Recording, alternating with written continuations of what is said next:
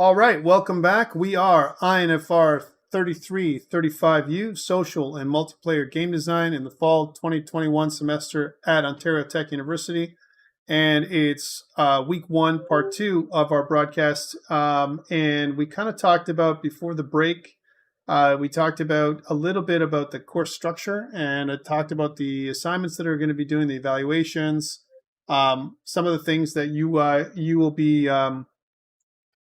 be asked to do for this course. So two components we talked about in summary. One of them was the theoretical component, and the other part is the tech component that you're going to be producing for me for the end of semester that's in line or aligned with your GEW project.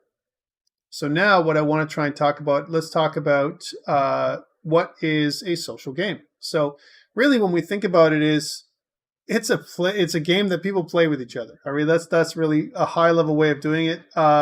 Social games, they've been around forever. It's not like D&D was the first social game. I made a mistake actually. I was in a kind of a class for one of my grad courses, and there was a presenter. It was a guest lecturer that was from Scotland. And she was basically talking about role-playing games, and one of her thesis was on these role-playing games that were made for kids. And I asked her, I said, "So have you ever played Dungeons and Dragons?" And she said, "No." And I said, "Well, I don't know. It's kind of hard for you to understand what role-playing games are if you've never played Dungeons and Dragons, because that's like the first one." She says, "No, actually, it's not." And I was like, kind of bit my tongue, and I was like, "Wow, yeah, she's right." Because we've been playing make-believe, right, with and doing it in a social way, a lot of us since we were kids. Now, again, things have changed over the years, so it's not the same as it used to be. It's not like there's, that you see a lot of kids anymore out in the neighborhood, especially now during the pandemic. But in the past, there'd be a lot of role-playing. People would act like they're the doctor or the scientist or whatever. So it's not like D&D was the first. I think we've been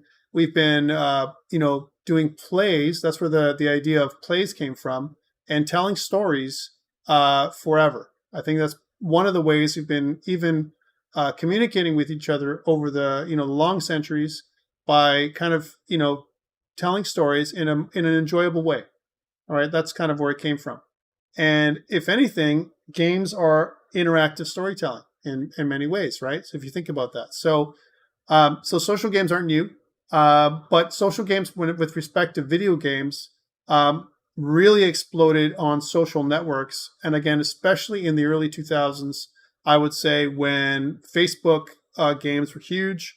Zynga and Playdom really, I would say, cashed in on some of that stuff. It was a brand new platform. They rode the wave, and they really grew into much larger companies just by using the Facebook platform and other social platforms out there as well.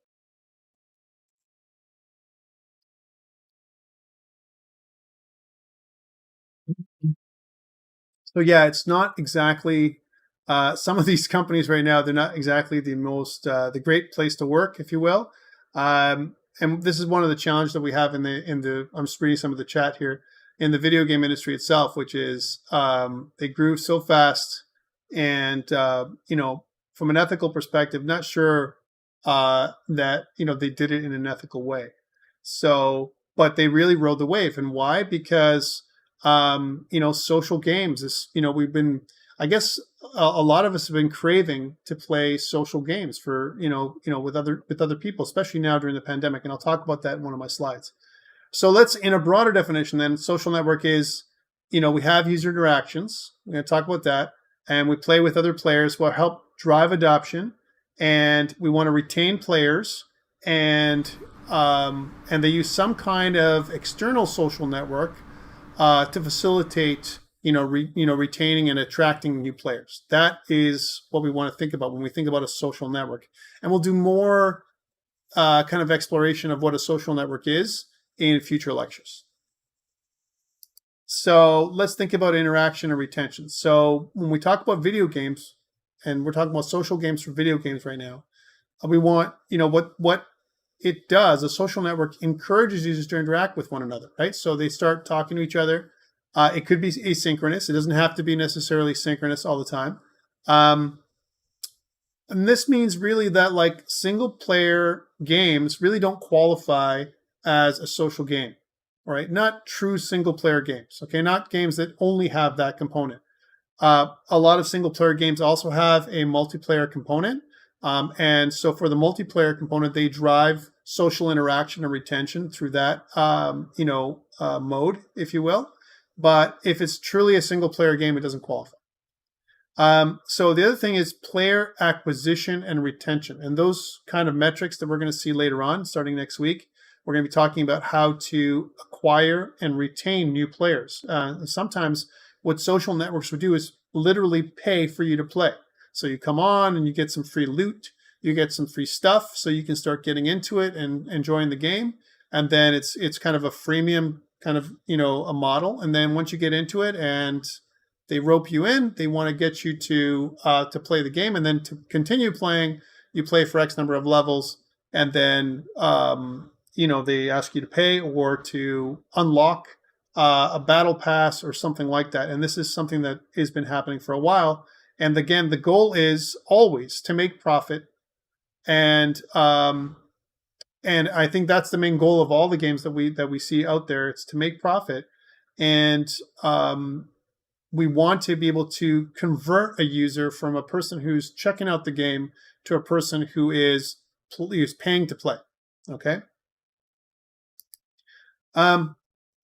So one of the things we want to talk about also is this idea of a social network. And again, we're going to have another lecture on social networks and how they're really powerful and what they can do for us.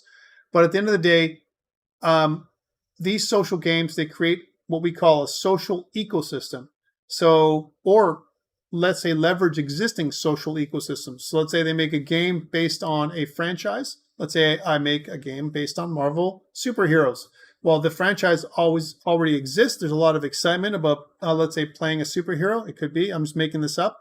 And if, let's suppose we made a superhero-based game, a really good one, a role-playing game that was customizable. I'm just dreaming this up here with you guys, right?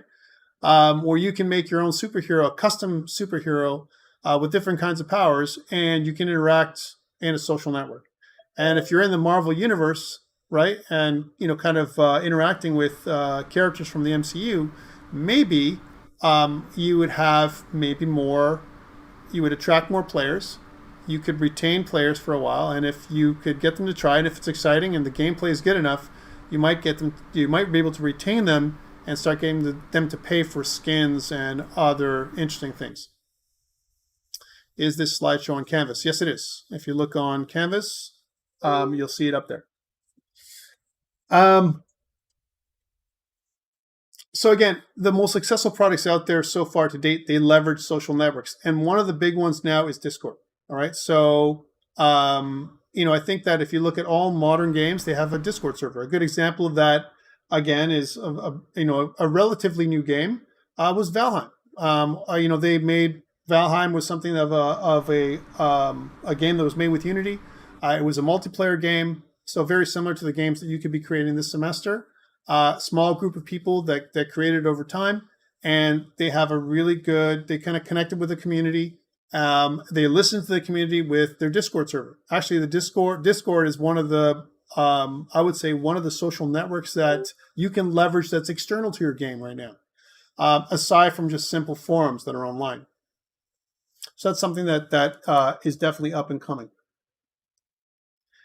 One of the earliest forms of social networks, again, for video games, we're talking about video games, were BBS games. Okay, so again, bulletin board systems. That's what they stand for. And I remember these things back in the day.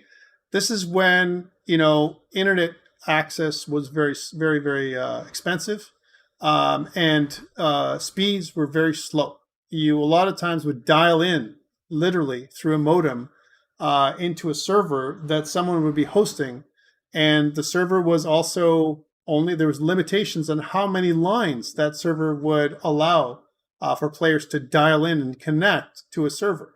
So it was, in my opinion, a very interesting time. you would dial in and you have some kind of commands that you can put in and you can interact. But look at some of the commands that are showing here in this little slide. Where do you want to go? The streets are crowded. Here's the scenario. It is difficult to push your way through the mob, right? As an example, what is your command? As an example, and you can choose a place that you want to go. Slaughter other players, as an example. View your stats, and so on. There's a lot of little things like that. And why is it this way? Because from the very beginning, this BBS, by the way, BBS Games came out after Dungeons and Dragons. We've been trying to get back to this online Dungeons and Dragons stuff ever since way back in the day. And why? Because it was exciting. It was something that one of the challenges about playing Dungeons and Dragons and role-playing games that are in person in general, and we've seen it now during the pandemic, is being in person. It's very challenging. You can't get together. Or what about as you grow older? You have a small group of players or friends that you play with, and people move away. They move into other cities. They start working, and some of that social network that you're playing with, with your friends, kind of breaks down, right? So how do you continue to play with people that are far away? Tabletop Simulator is definitely a way of doing that, and Tabletop Simulator actually allows you to play things like Warhammer 40K and a bunch of other stuff that's out there. It's pretty awesome. So that is definitely a way of doing it. But in the past, we didn't have that. We had BBSs, which is the most primitive form of getting together and role playing. And some of these BBSs were like mad in terms of, and I mean like crazy weird in terms of what they actually asked you to do or allowed you to do. Yeah, well, there you go. So, social networks allow you to meet people that, and people meet on Discord all the time, first on Discord and then in real life.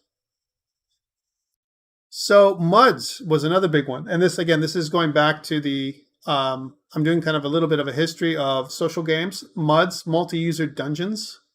Again, they played off the BBS idea, hosted a lot by AOL, back in the day when AOL was a thing. So they would create this multi-user dimension or domain where you could actually kind of use text input and online chat, very similar to what we do today, but in a very simplified environment with no user interface. Nowadays we're really addicted to user interface, and I've kind of said that in the past.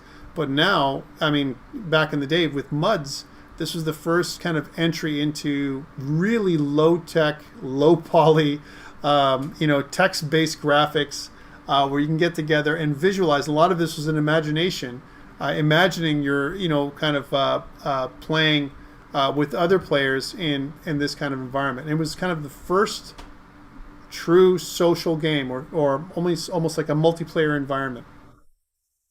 MUDs. And then we moved on to MMOs. And I'm kind of skipping some steps here because for us to do an exhaustive history on all social games, I think would bore the crap out of you and probably bore the crap out of me. But we want to focus on these key elements here. I think, Jen, did you have a comment or did you come off by accident off of mute? I'm guessing you came off on mute by accident. I'll just mute you. All right, so MMOs, massively multiplayer online games, right? A game with a large number of players, hundreds or thousands of players on the same server or server instance, I think is what we have to say, right? It almost exclusively plays on desktop OSs, now also played on consoles as well, right? So, but again, mostly on PC. Modern MMOs, really super expensive to build, and there's been some super expensive ones. Let's talk about some of them. The most expensive MMO to date would be something called Star Citizen. I'm not sure if anyone has ever seen, Star Citizen, but you can visit robertsspaceindustries.com. Let me just bring that up here for you guys. If I can get to it, I'll bring that into place so you can see what that looks like. So here's robertsspaceindustries.com. It's an MMO that is currently still in development. Hundreds of millions of dollars in development right now. You can play kind of a beta of this game, if you will. It's been in beta for a long time. They estimate that it will probably be like 2072 before this game is completed. So 314 plus million and counting. Take a look at robertspaceindustries.com. Star Citizen. The other one that was big was Star Wars: The Old Republic. $200 million in the making, and still going today. So it's not something that you couldn't play today. Some of them, some of the servers have been taken down, but again, huge social networks. And why were they popular? Why do these games last or work? Some of the things that we've talked about before: player retention. As an example, Elder Scrolls Online, ESO. This has been something that's evolved over time. I think that when I first played ESO, it was like, meh, it's not really Elder Scrolls. And then afterwards it was like, well, it's not so bad anymore, and I think they continue to improve it over and over again. Yeah, so Jonathan, like I thought, they keep releasing expansions for sure. And I think one of the challenges, if you're a Bethesda fan, as an example, if you've played Skyrim, and if you've played Oblivion and those kind of games, or even Morrowind, then this is the environment for you. You want to play online, you want to be social. There's still a great draw to ESO Online. Again, 200 million plus would be the estimate to create the game, and maintaining it is even more expensive. Okay, so that's kind of really expensive way of playing. Why? Thousands of players, again, several server instances that you can connect to online. Another one, Destiny, $140 million budget, and industry estimates around $100 to $400 million in development for the first Destiny. And of course, Destiny 2 is taken over from the Destiny 1 player base for the most part, although Destiny 1 is still being played today, right? So Destiny 2 is the way to go. Again, some people don't like Destiny 2 because one of the things is, again, they always have these seasons, and you go through from one season to the other, and it's like, you got to pay again in order for you to have to be able to compete and kind of join the same clan and so on. There's a lot involved here, and but it's a lot of fun. I'll tell you that most of my friends play Destiny even today, and they play it on console, not on PC. So it's interesting. And we're going to talk about stats starting next week in terms of demographics for who plays and what do they play on. And I'll tell you, older players, as an example, like myself, there's a lot of people who play on console because it's a simpler interface compared to using a PC and building your own PC. Okay, so that is a few very expensive MMOs, and if you look at the link below, there's a bunch of other ones that they talk about here as well. So again, creating these MMO networks, super hard.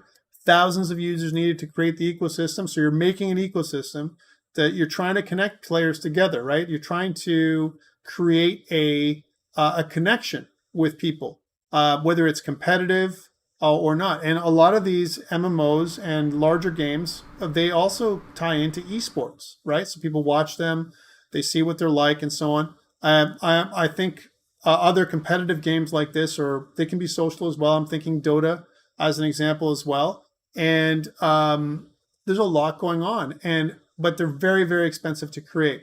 So entry into the market is not an easy thing for indie players. Okay, or indie developers. It's just not something that you can just suddenly, get into. So one of the challenges is you have to spend money to attract players, and you have to spend money to retain players if you're running an MMO. And if you fail, then like it says here, it's a party that no one comes, and then it's the death of your MMO. And we've seen some of that. I'm thinking of, and I'm not going to say this, like, I know it's still kind of going, but even that Conan game, I was hoping that the Conan game that came out was going to be awesome. And I know that they've improved it a lot. To me, it's something that, that I was really looking forward to. Anything in the Conan universe, I was really excited about. And as soon as it came out, I was like, wah, wah, wah. It's not that great, And the reason for it is because they've rushed it. They've tried to put it together. And the reality is it's because it takes a lot of resources, a lot of money and investment in order for you to create an MMO network, right? So, and like it says here, creating a social network features hundreds of man hours. We're talking about an UI design, bug fixing and everything else to make it work. And one of the challenges with self-contained networks that don't have any external connections like Discord or other things like that, is it's really vulnerable to retention problems. People leave and go to another game. And a lot of times it's riding the wave as well. For example, let's look at Fortnite as a case study, for example, right? Fortnite was really, really, popular, and now it's become less and less so. And why? Because there's other really great games out there that people are trying out. Yeah, so Conan Exiles to me was something that I thought it'd be awesome too, Robson. But when I played it, I was like, "Wah, it's not the great game," right? So, and it is cringy, for sure. Fortnite is, and it didn't used to be that way. It was really, really cool. It was a very simple concept. It was free to play, so this is the draw. And of course, people are buying V-Bucks because they want to get new skins, and it really attracted a younger player base, and I think that's what killed it as well, to me. But anyways, I'm not saying it's dead. I'm just saying it's not as what it was, and why they've lost players. So player retention was an issue. Okay, let's continue. So here's some great mobile games. And other kind of games that are super popular. And this is as of Q1 2021. The link below is where I got the data. So Roblox. I mean, some people said that Roblox is bank. And I agree. I think if you can make a Roblox game, with the knowledge you guys have here in a game development university, if you will, I think there's a great opportunity for you guys to make a whole pile of cash. If you want to make a good Roblox mini game, I think it's pretty awesome. It's huge in terms of a younger player base, that's for sure. I know that teens and kids really love Roblox. That they're into it, they play it, and it doesn't matter what. There's new games that come out every week, and they just love doing this thing. So I think, and I know my son, again, he's 9, he loves it. People of his age group, and they'll get other people to pay for them. For example, they get me my son gets me to pay him Robux, right, for doing good things. Hey, Dad, I did a really great thing. Buy me some Robux, because he wants to play on Roblox and he wants to get some fluff, buy some new skins, unlock some different kinds of games and levels. It's crazy, right? So Roblox. And you can see the list here. PUBG Mobile is still huge. As an example, Candy Crush, I'm surprised that it's still so popular. Number 7 on the iOS App Store and Google Play, huge, right? Rise of Kingdoms, and you can see the people that are owning it. Look at Tencent. Tencent's huge, right, in terms of their market share, and they continue to keep buying more and more IP. Nintendo Switch Lite. Biggest game is Super Mario 3D World Plus. You can see that Animal Crossing is really huge on the Nintendo Switch still. I remember when it first came out, everyone was really excited. We got Switch versions that had an Animal Crossing theme on it.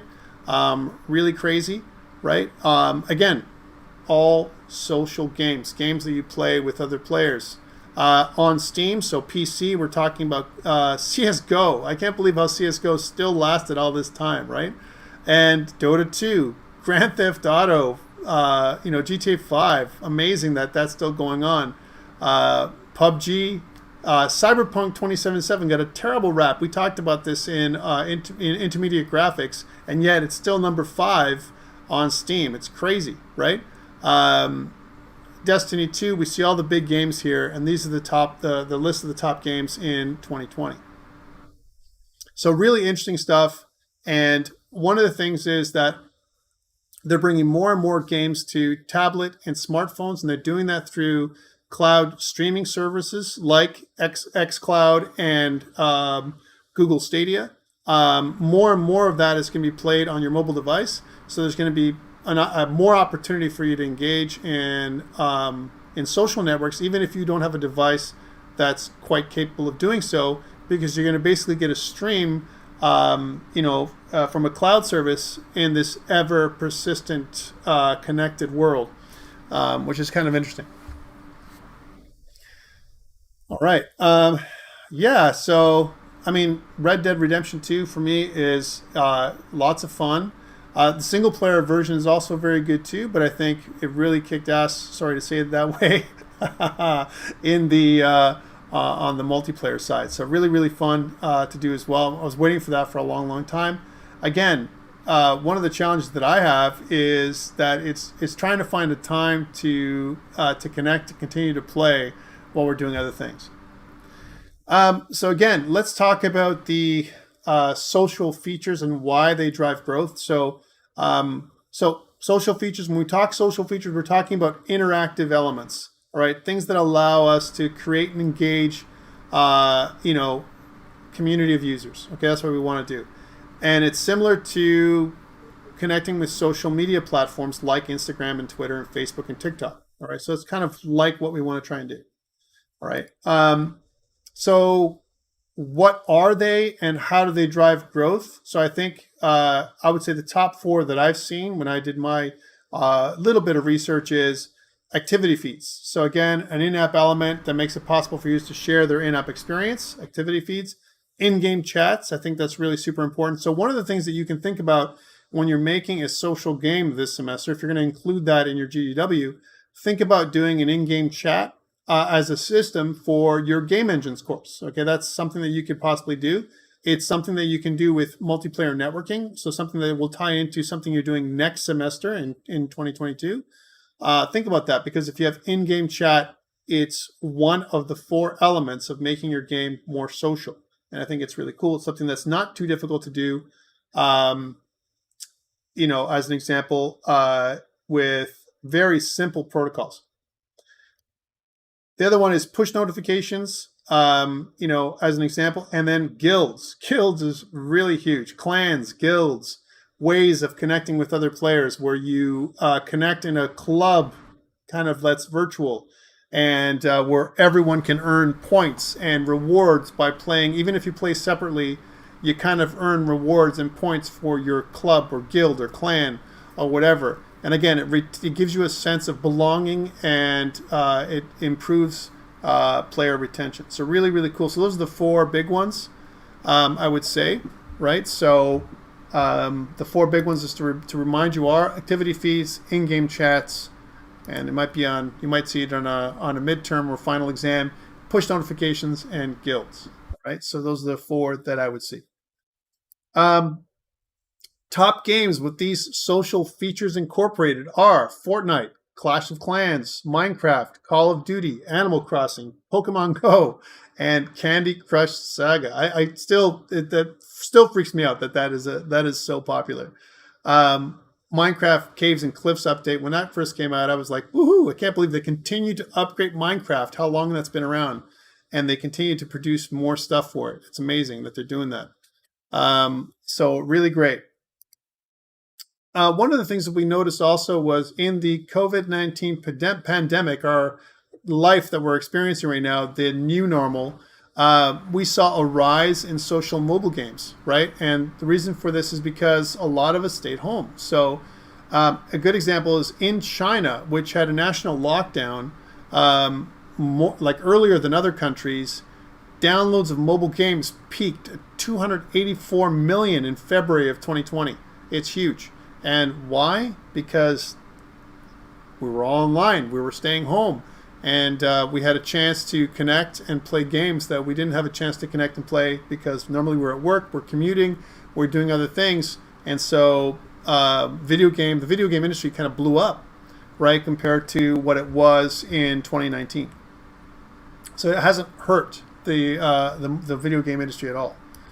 Among Us, we can't not talk about Among Us. I mean, because it's one of the things that that one of the games that was probably one of the most popular games of the last couple of years, released in 2018, but it really saw a meteoric rise in 2020 during the pandemic, right? Which was a crazy game, right? It's really fun, to play. Again, it's on a spaceship. If you haven't played the game before, I'm sure most of you have. Yeah, several users take the role of an imposter who's going to eliminate the crew, and it's up to you to figure out who it is. And you can play together online or over local Wi-Fi, which is almost like a little party game if you really want to push it that way. So again, one of the games that definitely has influenced how things have gone from a social perspective over the last couple of years anyway. So again, if I was going to summarize the three qualities of a successful social game, it would be it's got to provide a way or some kind of motivation for users to help grow the game's user base. So that means that I'm playing the game, and hey, if I'm playing the game, why don't you play it with me?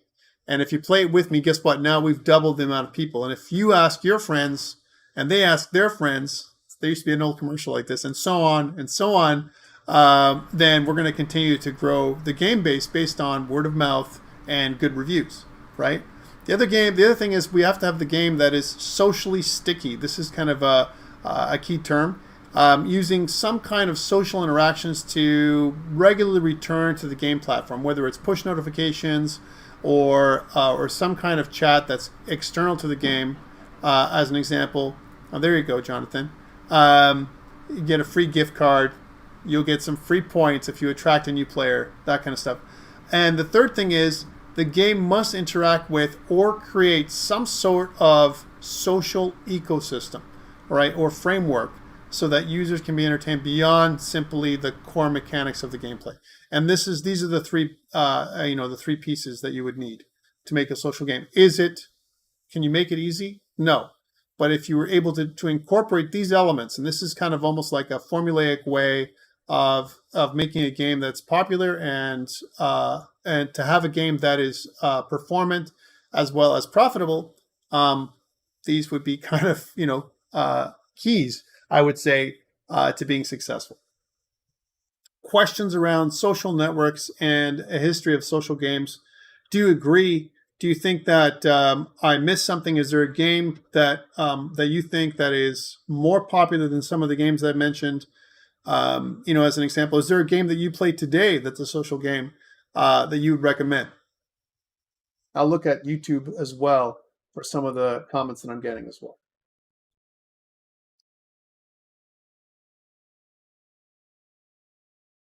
Or no. Azure Lane, okay. Anyone else have anything else? Genshin? No Man's Sky, yeah. You know what? No Man's Sky really got a bad rap. I think we've talked about this before. In the beginning, when it first came out, it promised a lot of stuff, couldn't deliver, but they've really improved a whole heck of a lot over the last little while.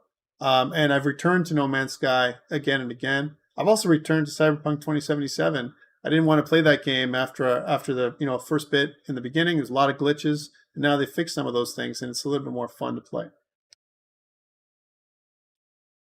Final Fantasy, yeah, 15. It's again really really popular. Yeah, lots of stuff here. 14, thank you. I'll be okay. Reading Roman numerals. You know what? Final Fantasy has never been something that that I personally was attracted to. I know a lot of people kind of comment on that, but for me personally, it's just there's every game has a user or a user base, and that's not one of the ones that for me it's not something that I enjoyed. I'm more of a first-person shooter type of person in general, or an action-oriented kind of player. But it doesn't mean that it's maybe it's the genre. I don't know what it is, but it's never been something that I've enjoyed.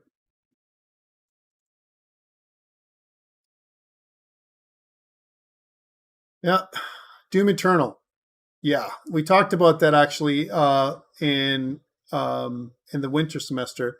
Doom Eternal, game of the year for sure when it came to quality. Amazing game, and they continue to produce content and additional things for it. So really, really good stuff.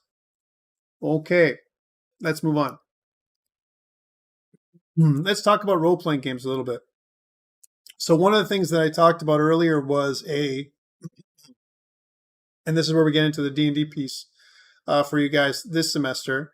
I want to talk about this case study, D&D, Dungeons and Dragons. So Dungeons and Dragons, when we think about it, we think about Gary Gygax and Dave Arneson's Dungeons and Dragons fantasy role-playing game, created back in 1974, and originally based on another game, called Chainmail. And so Chainmail was kind of the first game that came out, and Chainmail was very similar to what we do today with Warhammer 40K. So a tabletop strategy game with miniatures. That's where they came from. Of course, Dungeons and Dragons look to Lord of the Rings. So I would say that J.R.R. Tolkien kind of created the inspiration for Dungeons and Dragons. So this is where it came from. The books, the Lord of the Rings, the Hobbit, and so on. They were the inspiration for the campaign, the first campaign that Gary Gygax had created, Greyhawk, back in the day in 1974. And they had made a company called TSR, right? That was eventually bought by Wizards of the Coast. And then Wizards of the Coast were actually bought by our friends. One company was bought by another company. And so to me, one of the things that, when I say our friends, I'll talk about them in a second. But Wizards of the Coast owns not just Dungeons and Dragons and TSR, but also Magic the Gathering. Right? So we'll talk about Magic the Gathering in another little case study. So I've given you the link for dnd.wizards.com. For D&D, they've gone through several iterations. The first iteration was Dungeons and Dragons. All right. And then they came out with D&D 2, which was Advanced Dungeons and Dragons. Okay. Advanced Dungeons and Dragons, or AD&D, as what it used to be called, was probably the de facto standard that my friends and I played when I was in my teens and into my 20s. Okay. So that's when that was happening. Lots of flaws, very easy to die, and a total party kill was very easy to happen during those times because the DM, remember that back in the day, 1974, we're talking about pre-internet days, right? Before we had BBSs, before we had MUDs, before we had MMOs, before any of that stuff happened. This is the game that inspired all the other games. And so they came out with, D&D, Advanced D&D, and this is the game we were playing. They kept on trying to iterate, and they kept on making new books and new modules, is what they used to call them. So anytime you played in the D&D worlds that would be created, they would release official modules from TSR. So TSR basically created, kind of an adventure, and it was an adventure that was kind of targeting different levels of players. So the idea of experience points, hit points, all that kind of stuff came from Dungeons and Dragons. Think about them as wounds or something like that for those people who aren't familiar with these terms, right? Most of you should be by now. But think about this. Dungeons and Dragons came out. They had these ability scores. Again, the idea for you to describe your character, describe your player character. You're imagining things. There is no visual. All you have is paper, pencil. You might have a desktop. You might have some cardboard miniatures or even some lead miniatures during that time. And you continuously, the company, TSR, continuously releases these modules. And what you want to do is continually level up your player in the campaign. Sometimes you can take that module that they would write for the Greyhawk campaign, which was written by Gary Gygax, and you could adapt it towards your own world that you've created. So this is the way that D&D would be played. And you would essentially play this game for years. They would have tournaments that you could take part of. Right back in the day, you could actually go physically to a tournament and play with a tournament play style as opposed to a campaign style of play. So short games, they lasted a few hours. You gained points for doing the right things and lost points for doing the wrong things. And then you could potentially win a prize at the end of the tournament. So that's something that they would do in conventions. One of the biggest one was Gen Con. Gen Con was one of the biggest conventions back in the day. Still around today, but not, of course, possible because of the pandemic. And a lot of it's gone virtual nowadays. So that was AD&D 2, right? So, or D&D version 2. They came out with D&D version 3, more variability, I would say.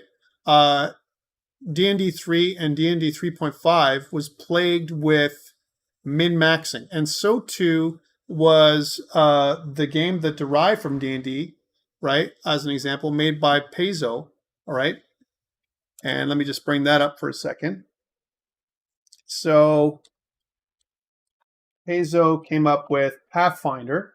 Okay, so let me just come up with this. So Pathfinder was in essentially a clone of D&D, right? So they used the D&D 3.5 system, or the D20 system, to create their own version of D&D. In fact, if anything, for a long time between the years of D&D 3.5 and D&D 5, which is the latest version of D&D, Pathfinder was more or less more popular. I think they really ate the cake, if you will, took more of D&D's market share from a role-playing game perspective. Other games also emerged around the same time that were not D&D. D&D is a fantasy campaign. So again, very similar to it's being played in J.R.R. Tolkien's Lord of the Rings. D&D also had other kinds of campaigns that they use as well, right? For example, they had different themes that allowed you to play in different worlds. You know, as an example, some of them were modern worlds where you can actually adapt the D&D game into D&D Modern, where you can play more of in today's world. Other games, other role-playing games derived or came out of D&D, Dungeons and Dragons. For example, games like Top Secret, right? So Top Secret SI, which was you play a spy. Marvel Superheroes, 1980s. It was released. Very great game system, an amazing way of doing stuff. Very different from D&D, not level-based, and with a different goal than what D&D has today. Other games that were space-like games, for example, Traveler, was an amazing game if you're into sci-fi role-playing games. Okay, so let's talk about Mongoose Publishing, who bought Traveler, and they also produce other games like Paranoia. Let's see if I can bring that up for you guys. So here's Mongoose Publishing, still out today. The latest products are Traveler, which is still going very strong today, especially in the UK. Traveler 2300 and Paranoia. Those are the kind of the games that came up with. Cyberpunk was also a game that came. They had a Cyberpunk game way before Cyberpunk 2077 that was based off of a D20-like system. So there's been many role-playing games that kind of spawned from Dungeons and Dragons. Why? D&D had issues. D&D had problems from AD&D 2 onwards. Player death was a big one. Leveling up was a big one. The end game was a big one. What do you do when you're level 17 or level 18? What kind of campaign do you play? And what about your dungeon master? Even the term dungeon master is maybe antiquated at this point, right? How do you, kind of govern a game where you have players that are like gods, right? How do you create that kind of game? It's hard for storytellers to give players continuous challenges, as an example, as you continue to move forward. So, so these are the kind of challenges that D&D had. And because originally they were using something called a blue ocean strategy, right, where they didn't have any competitors in the market at all, right? And you may have heard of that from your entrepreneurship courses, right?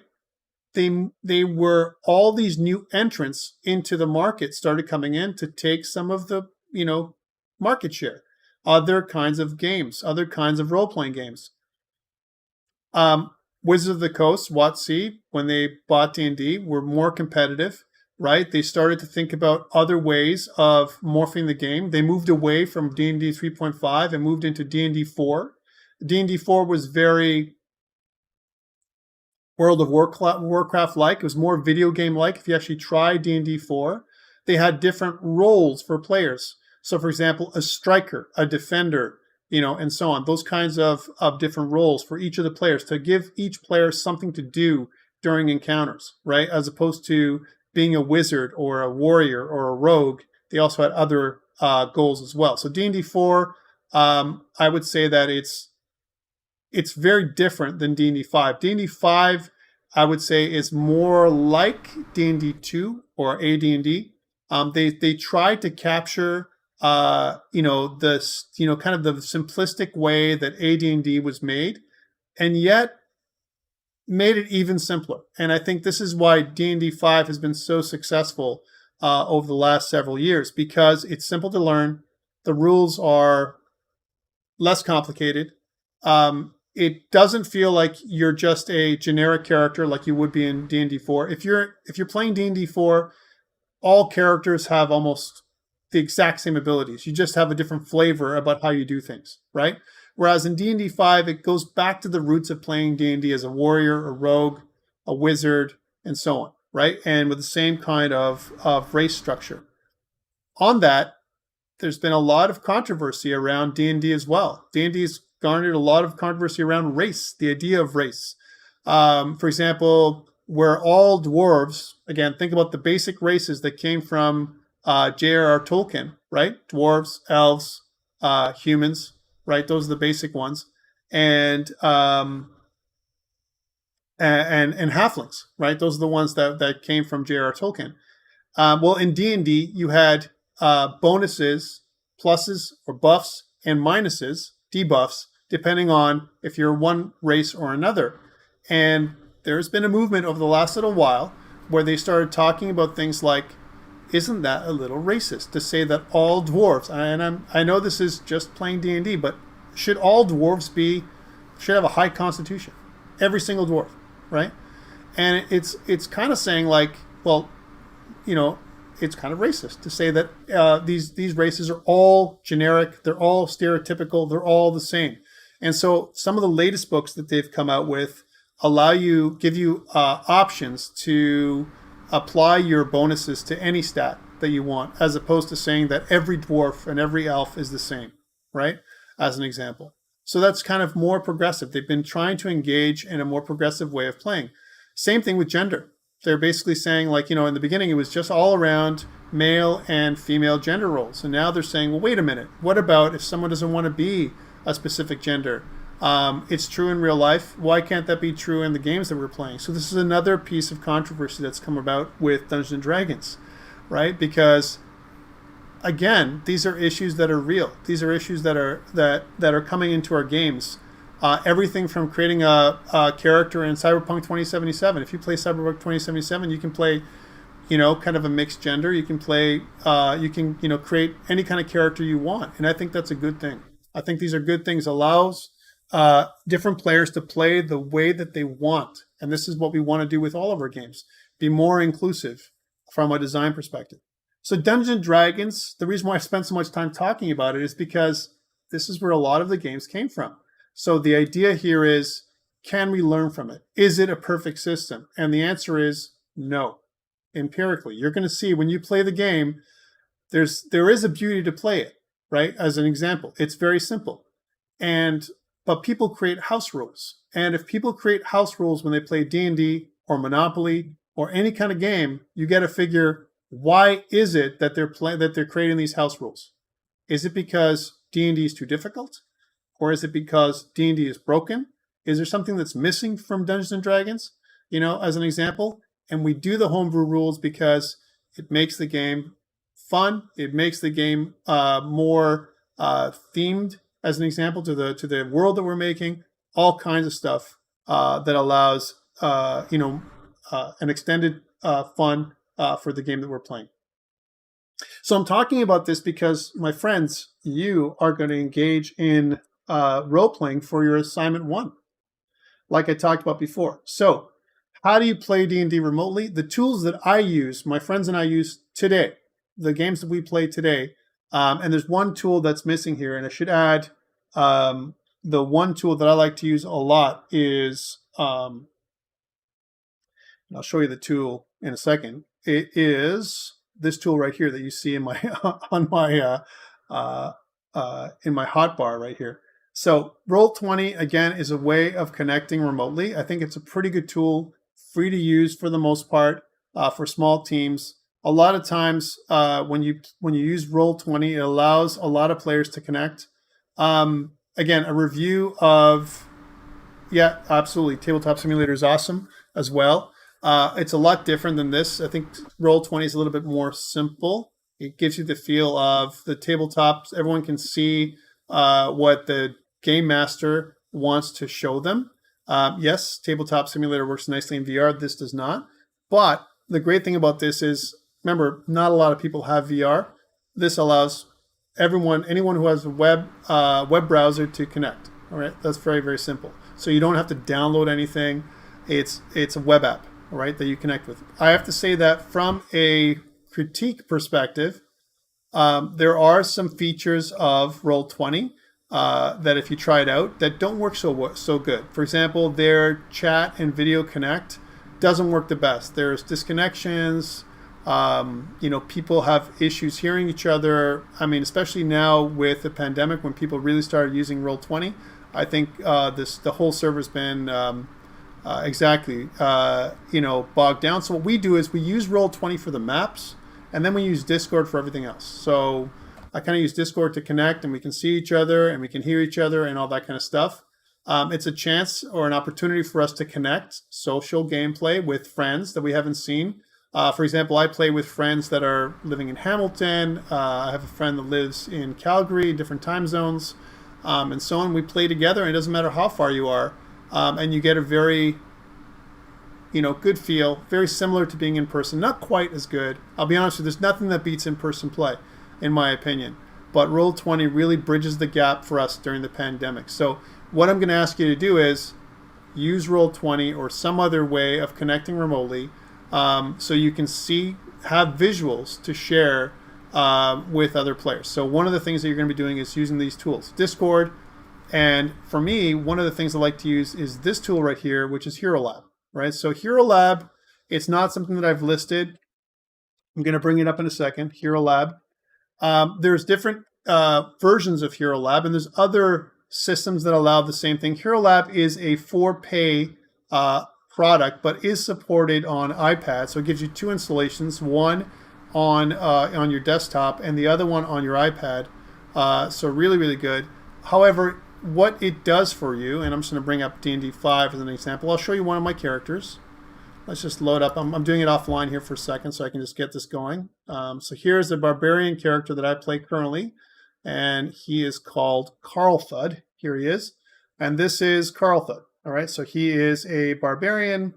You can see that it has the ability for you to track his hit points. This is from the last session that we played, as an example. His armor class, and so on. All the relevant stats. You can hide some of the things that you want, and his skills and feats, armory, everything that you want in a digital tracker format. So this is a great tool that I've used over the last several years, but again, for pay. If you want to do things free, then again, Roll20 has a character sheet built in. A lot of things that you can do in Roll20 that I like is that you can roll dice. So let's bring up Roll20 and see if I can log into it and show you what that looks like. So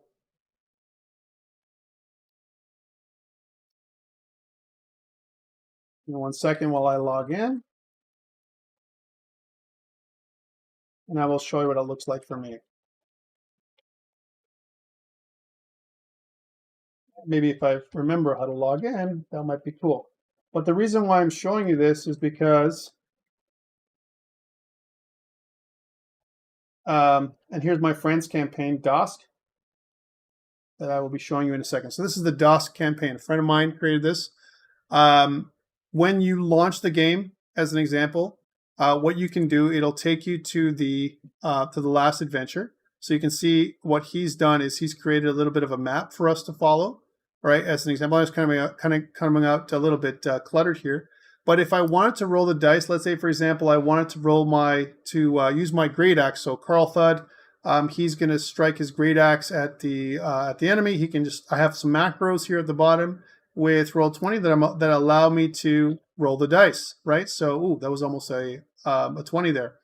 And so I can do two things. I can roll to hit and damage all at the same time. You can see that it incorporates all of Carl Thud's bonuses, as well as doing everything in one blow. So what it does is it simplifies gameplay because it allows you to do, all of your rolls, kind of right here. Right. So very, very simple. And you can see also, if you guys can hear it, the DM can play different kinds of music and different things like that. And this is what it would look like. Okay. So that's Roll20, Discord, and Hero Lab. And I use those three tools when we play. I wish I could roll a 22. I know. But I don't have great success. But these three tools combined together, I think, give us a lot of capability to play remotely and to kind of, again, we're saying it's a tabletop role-playing game, but we've really, gone remote with it and done as much as we can with a remote play environment. All right. So this is what I recommend to you. These three tools or something like them for you and your team members. Okay. Questions around Roll20, Discord, or Hero Lab. Right. So these are the three tools. Obviously Discord, but I'm talking about using the three tools in combination to role play. And other people may have other suggestions. I know that I have some friends that use other things. Fantasy Grounds is another alternative to Roll20. D&D Beyond and so on supports other types of connections. But I recommend something like this would be good enough. All right, so why should you play D&D? We talked about understanding role-playing games because at the end of the day, it teaches you how to be a storyteller. It teaches you how to escape. For me, when I was a kid, it was an escape from the real world, right? Instead of doing my homework when I was a kid, I played D&D with my friends on Thursday, Friday, Saturday, and Sunday. And eventually, when I became an adult, Sunday was the day that I got together with my friends. Regardless of what we did Saturday night, Sundays, every single Sunday, we'd get together and play. Right. And it was it turned into a way of us socializing and seeing each other because everyone was busy. We had busy lives. We had other interests and all that kind of stuff. And we would get together every single week to basically laugh and enjoy being together, as well as playing Dungeons and Dragons. So 5 reasons you should play D&D that I found. Definitely engage the imagination. Tabletop role-playing games can be extremely tactile, so you can use things like miniatures, additional things when you're playing in person. And even when you're not playing in person, if you're playing role-playing games online, like with Roll20 or something like that, again, there's a lot of imagination that you're using. Completely social, whether in person or remote. Obviously, it's better that when you're in person, you can see each other. And it promotes problem solving because you don't have a lot of times the system making calculations for you or giving you the answers. Your game master or your storyteller, your narrator, your judge, whatever they're called, that's running the game, as an example, they're the people that are weaving the story and you're in their world. Okay. Your character, it's almost like it's between acting and improvisation, like we're saying, Ethan, that creates this idea that you become the character, and it goes above and beyond your own capabilities. I've seen, different people play all kinds of characters of different gender, size, race, and everything else because it allows them to transcend their human limitations and really enjoy being immersed in the storytelling. And that's another thing that allows us to do, which is something I haven't mentioned here. Reason 6 is beyond the 5 reasons, which is it's fun, right? So to me, it's a lot of fun. So here are the basic rules for Dungeons & Dragons. You can download it here. So I'm not asking you to buy the books. As an example, the player's handbook or the dungeon master's guide or the monster manual. You don't have to buy those. If you actually go to this website, dndwizards.com, basic rules, right? You can actually download the basic rules for D&D. Let me just bring that up. And so here it is. And when you download the basic rules for D&D, it'll give you most of the things that you need to play, okay? Will it give you everything, all the classes that are included in the player's handbook and so on? No, they won't. One of the questions I'm getting from Andrew is, can we use characters we've already created? I've played once before and remember creating a character took forever. And this is, again, you're right, it does take a while to make a character.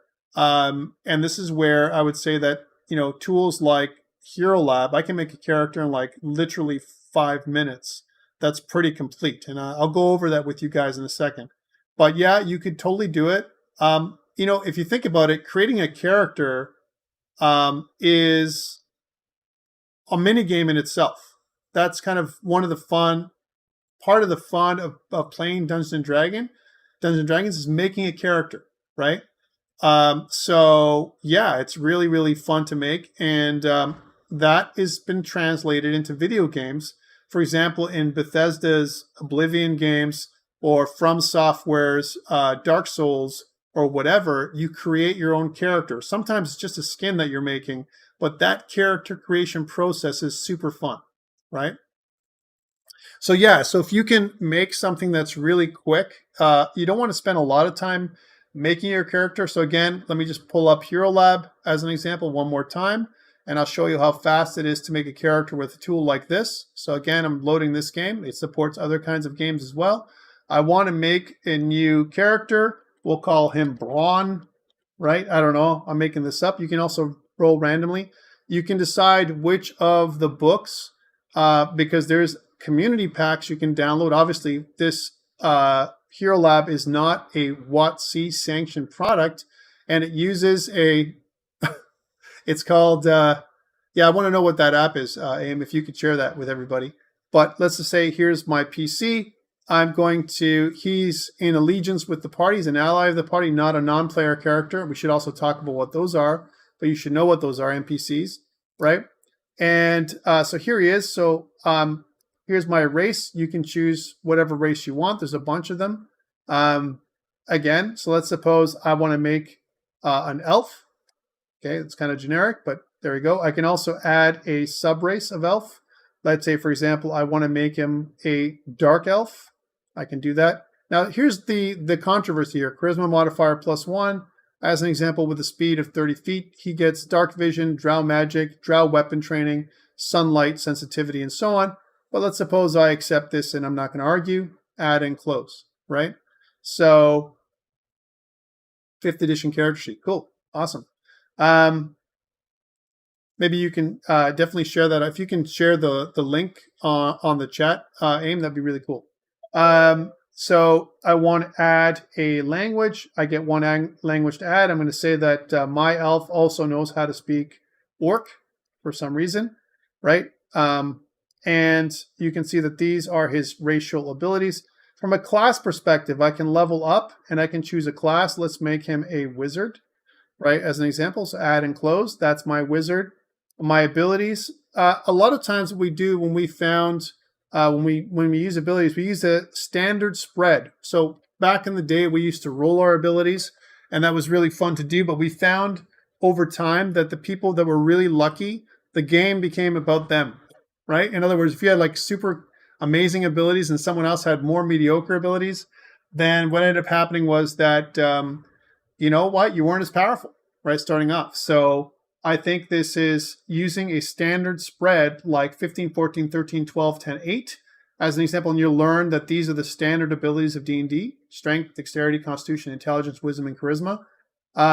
You can allocate these abilities, and you can see that there are bonuses to dexterity. So let's say, for example, I want to allocate a 15, right? You can see that it would be a 16, right? So there we go. This is my, or a 17. So I get +3. So I guess, again, it would be 15 +3.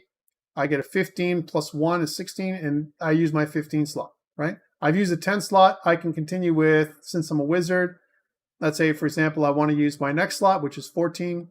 I have another slot, which is 13. Probably my wisdom is 13, and my charisma might be the next one that I want to use. I want to increase that to 12, right? You can see these are the slots that I'm using.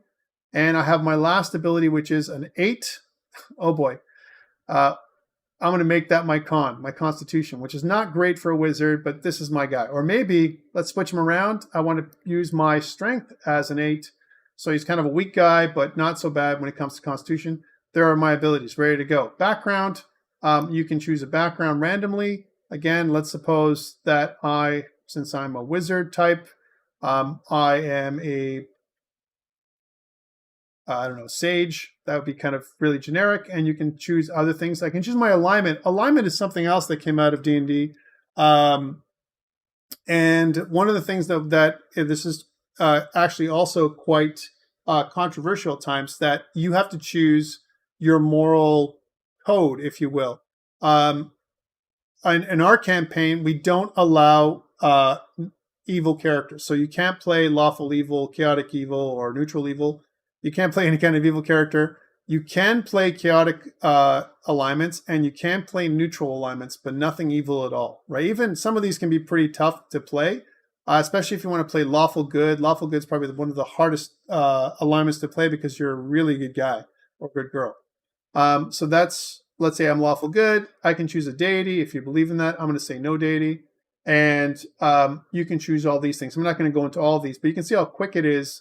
Then you can choose different proficiencies. I'm going to choose, let's say, medicine and insight. So medicine and insight. There we go. So pretty quick. And then you can start choosing your spells. I can add 3 cantrips. You can see what the spells are. So you see that the character creation process goes down from hours to minutes. I'm not going to finish this guy off, but at the end of the day, this is kind of a tool that you can use, and there's other tools. Ames made a recommendation for other tools that you can use to create a character. All right, so that is the basic rules. You can download the basic rules, and I'm going to ask you to do this because one of the things that you're going to be doing this semester, like I said, is for your assignment number 1, which is an individual assignment, which is worth 5% of your final grade. What I want you to do is make your own D&D encounter. Okay. I'm going to give you more details about this by the end of the week. But here's what I want you to look at. Let's take a look at Sly Flourish's encounter building kind of article. I think it's a pretty good one.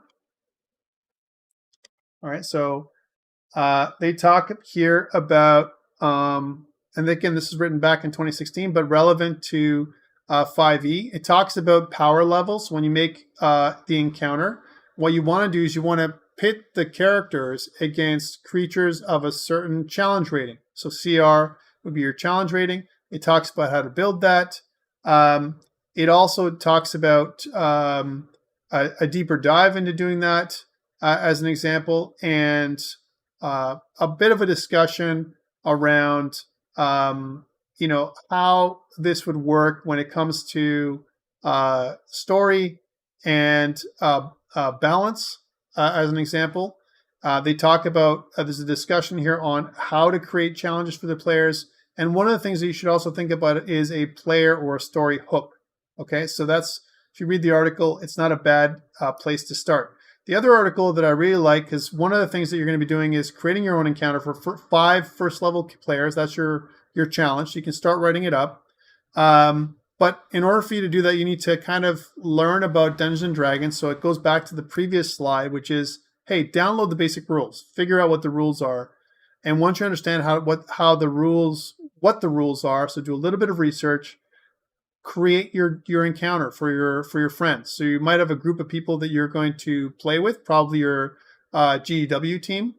And I want you to plan 5 or more. If it's more players, you have to increase the challenge rating for your creatures, right, as an example.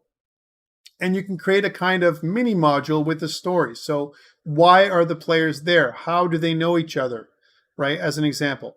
And here's another article on creating encounters. Let me just pull this one up.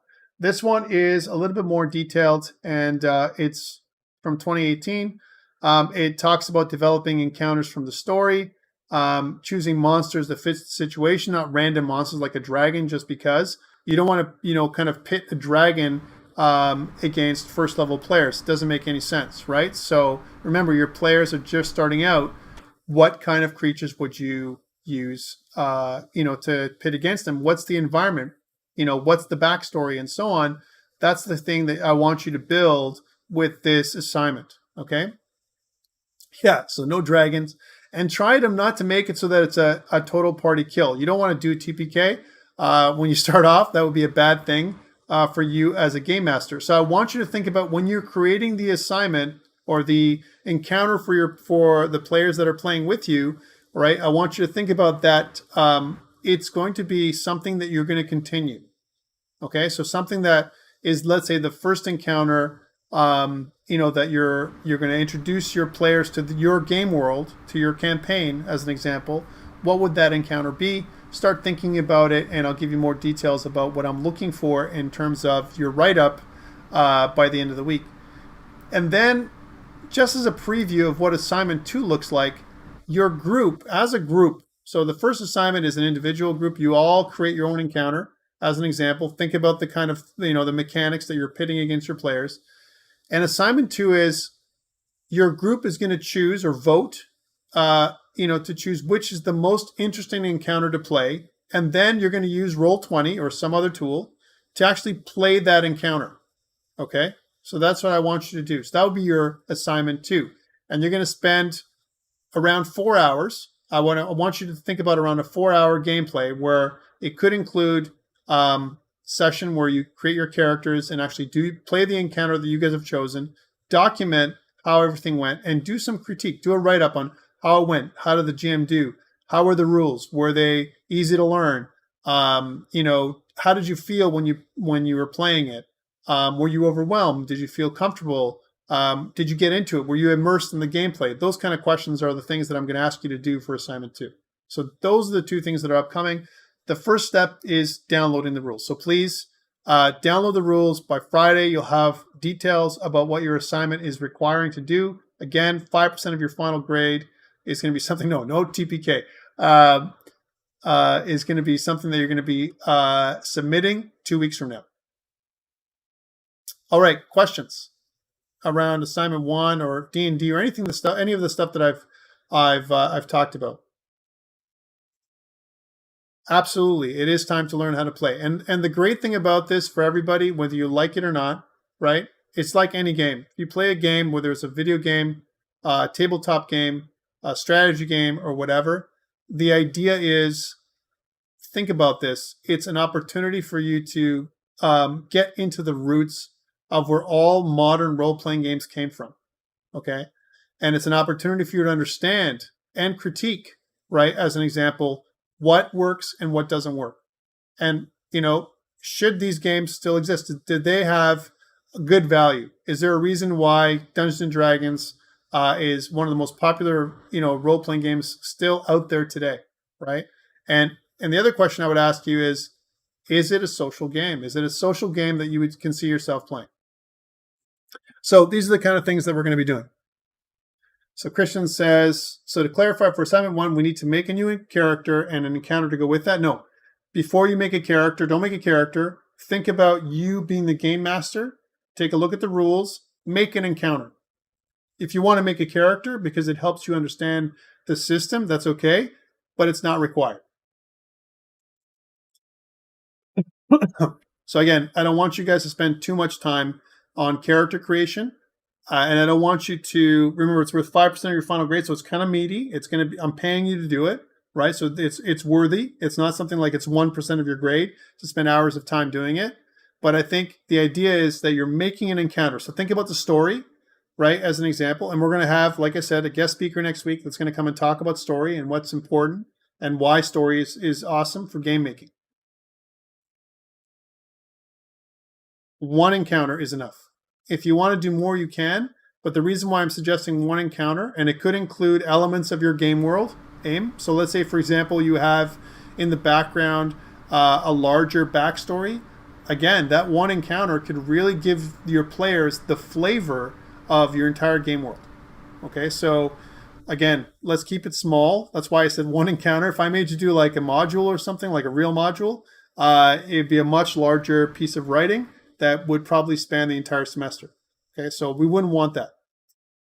And then again, you're going to pick one of the 5 or 6 different encounters as a group. You're going to pick one that's successful that you really like to play, and you're going to actually play that encounter that the GM is going to do,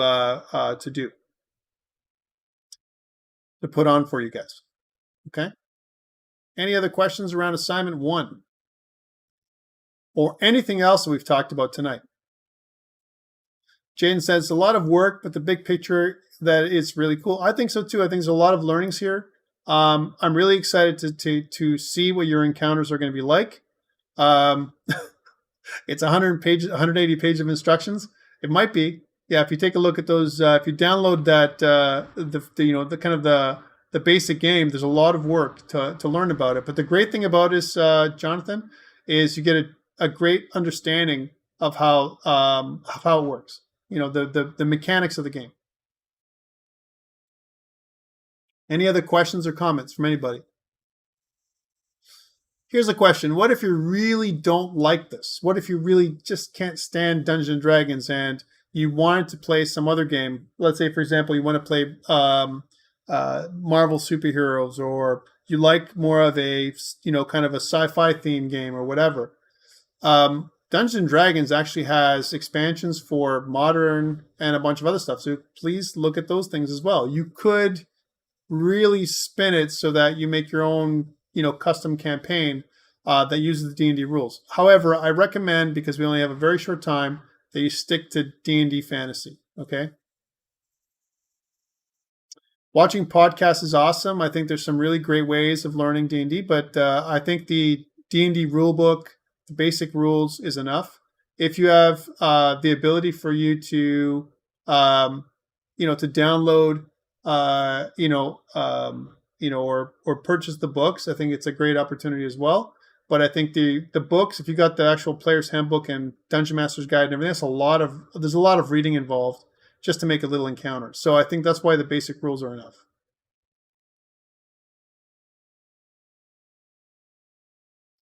Awesome. Dimension 20. Okay, I got to check that out. All right, so that's really all I have for today. I think we've talked about a couple things in summary. What we talked about today was all about social games, and D&D is probably one of the first, maybe best social games that were out there back from the 1970s till now, still in existence today. What made it successful? Think about these kind of things. You'll have a chance to take a look at it, to play it, to try it, and to look at its most current iteration. And remember that this is something that's evolved over decades. Yeah, there's a lot of stuff out there as well. Try D&D though. I know that some of you are more versed in other games, but remember there's players that potentially have never played D&D before, or people that are in your team that have never done it before. So that's why I'm saying we could probably focus on D&D to make it easy. Okay, so that's all I have. Any questions? I'm going to stop recording this now. I think I've given you everything you need to get going, and then I'll give you all the details by Friday. Okay, so I'm going to stop recording this on YouTube. For those people watching on YouTube, thank you so much. I'll see you guys next week. For people here, I'm going to wait and take a few questions live, so you won't be recorded on YouTube. Thanks for the people watching on YouTube. All right, any questions before we go for the day? I think we've talked